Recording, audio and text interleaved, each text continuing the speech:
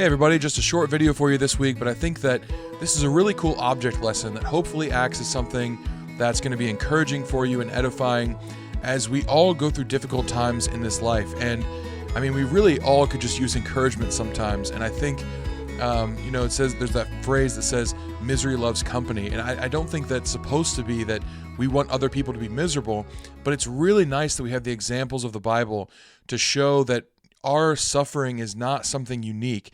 There are people that are in our very lineage of faith that have gone through difficult times that we can look to, and I think that can be encouraging. That makes us feel not so isolated and alone in our suffering, and I think that's always a good thing. But there's a really cool comparison I think we can draw to our own lives in the story of Israel that I'd like to go over today.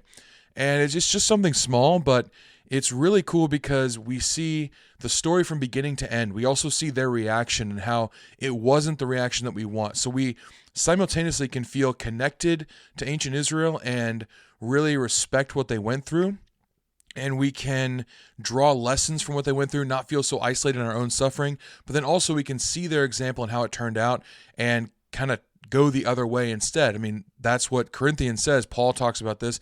He says that they went through all these things as an example to us. So it's really cool when we can use these things to help our own faith walk. So hopefully you find that to be the case.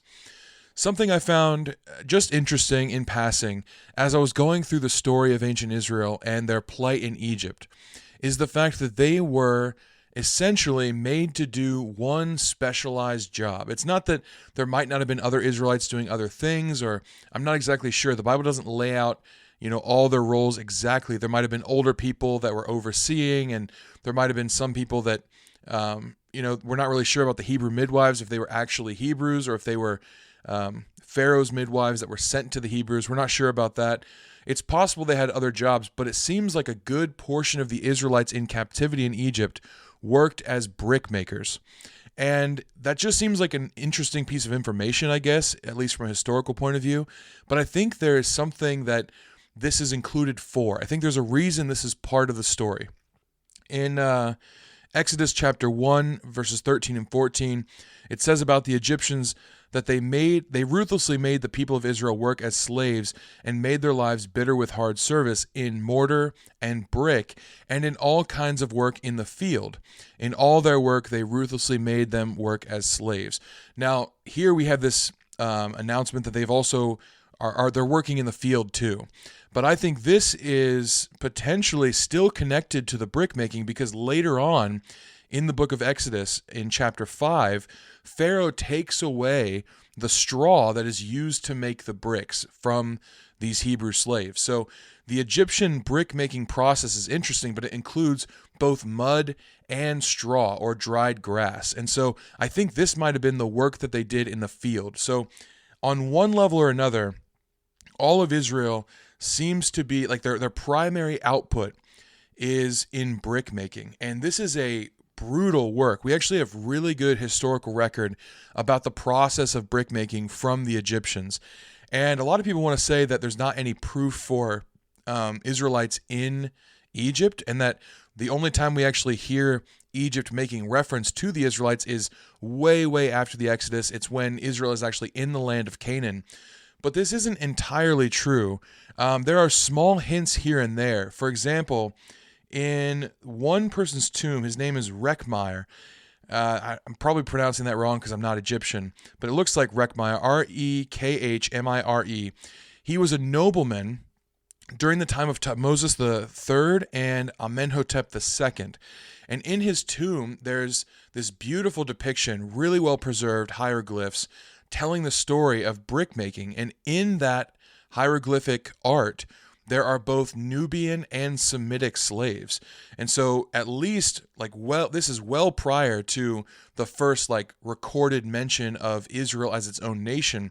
But we do see that there are Semitic and Nubian slaves in Egypt at some point prior to this. I think it was the 18th century BC. So a long, long time ago, there's this precedent that there were Semitic workers making bricks specifically. And it's interesting here because this work is outlined kind of step by step, like how bricks are made. It seems like this ruler might have been kind of overseeing a lot of this work specifically in the town that he was the nobleman over. But what happened essentially is that you had one set of people that were collecting the mud from the Nile, and they would bring that in buckets. And then you had one set of people that were out collecting the dried grass or straw, and they'd bring them together. And then you had another set of people, or potentially the same people at different time, would stomp the clay mud with the straw or the dried grass, and they'd mix that all together. And when this got put into a mold, it would form a brick that was really, really solid. The dried grass would actually solidify the bricks in a way that just mud on its own would not do. And so a lot of these people, and they didn't just mix it by with their hands or with tools or something. They stepped into it and just trudged out this mud and grass mixture. And they did this daily in the heat of Egypt. I cannot imagine the work it would have taken. But what's interesting here is that in this plight, while it might seem just like a regular thing, like, okay, sure, it's clear that Egyptians used slave work to make bricks, and so this is just kind of a historical point that this also happened to Israel. But I don't think it's just listed for that. What's interesting is after Israel actually leaves Egypt, they are sent into the wilderness for 40 years. And it didn't have to be that long. It was only that long by their own stubbornness. But the point is, they had to walk. They went on a march. And I think that in part, it seems like God allowed them to be doing this brick-making work, which would have been absolutely backbreaking labor, but that would have prepared them for this long trek through the wilderness. If you take a person who is not trained to then go and make a march or a jog or think of like a marathon runner. They have to train to be able to do something like that. And so these people marching through the wilderness probably at some level were prepared for this march through the wilderness in extreme conditions by the extreme conditions they went through in Egypt.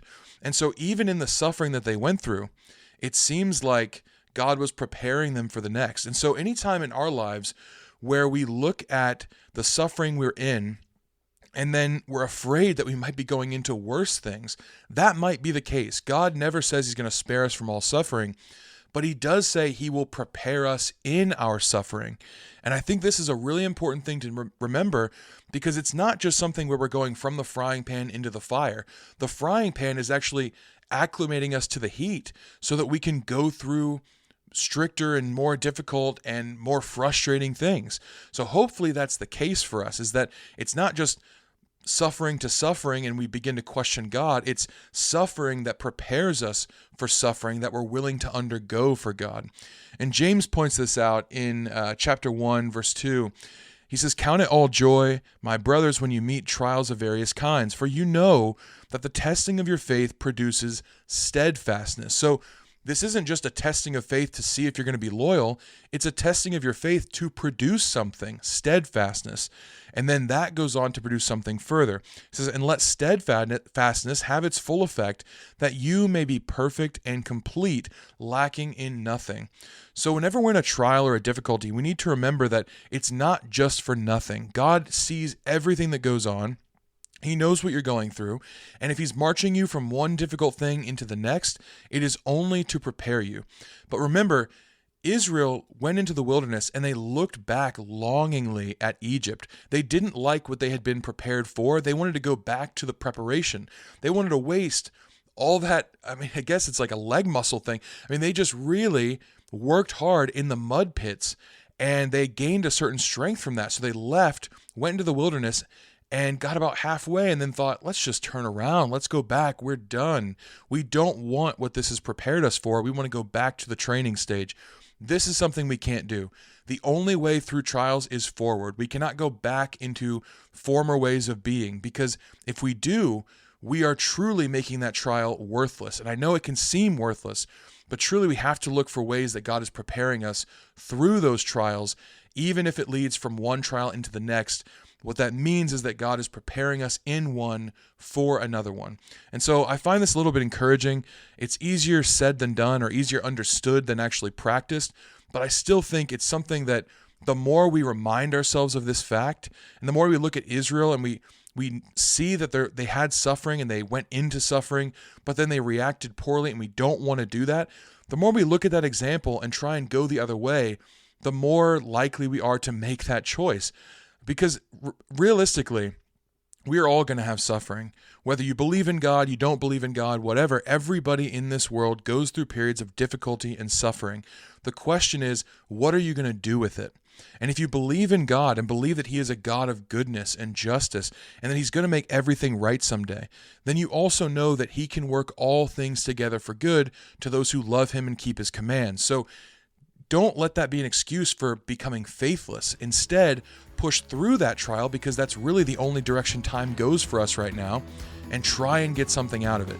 I know it's difficult, but I really do hope that this story, recognizing Israel's suffering that led them to being more prepared in a future suffering, is encouraging and something that we can apply to our own lives as well.